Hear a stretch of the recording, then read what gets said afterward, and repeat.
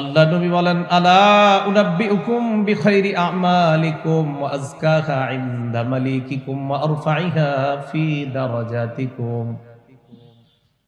আল্লাহ নবী বললেন, আমি কি তোমাদেরকে এমন আমলের কথা বলবো না যে আমলটা সবচাইতে উত্তম আমল, যে আমলটা আল্লাহর কাছে অধিক পবিত্র, যে আমলটা তোমাদের মর্যাদা বাড়ায়। একই আমল, তিন উপকার।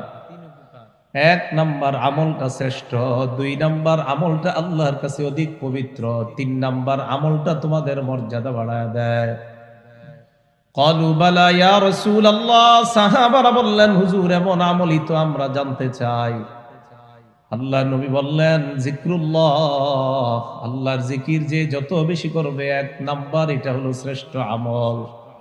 দুই নাম্বার এই আমলটা আল্লাহর কাছে অধিক পবিত্র। তিন নাম্বার জিকিরের মাধ্যমে তোমাদের মর্যাদা, যত জিকির করবা তত বেশি তোমাদের মর্যাদা বেড়ে যায়। এক আমলে তিন উপকার। এই হাদিসের শেষে মুআয ইবনে জাবাল রাদিয়াল্লাহু তাআলা আন, নবীর এক সাহাবা, ওনার একটা বক্তব্য এই হাদিসের শেষে, ওয়া ক্বালা মুআয ইবনে জাবাল রাদিয়াল্লাহু তাআলা আনহু ক্বাল মা শাইউন আনজা মিন আযাবিল্লাহি মিন যিকরিল্লাহ।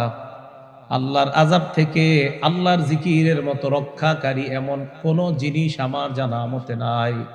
তিনি বুঝাইতে চায়, আল্লাহর আযাব থেকে সবচাইতে বেশি রক্ষা করে যে ইবাদত, সেটা হলো আল্লাহর জিকির। যে যত বেশি করবে, ওই বান্দাকে তত বেশি জিকির আল্লাহর আযাব থেকে দূরে সরায়া দেয়।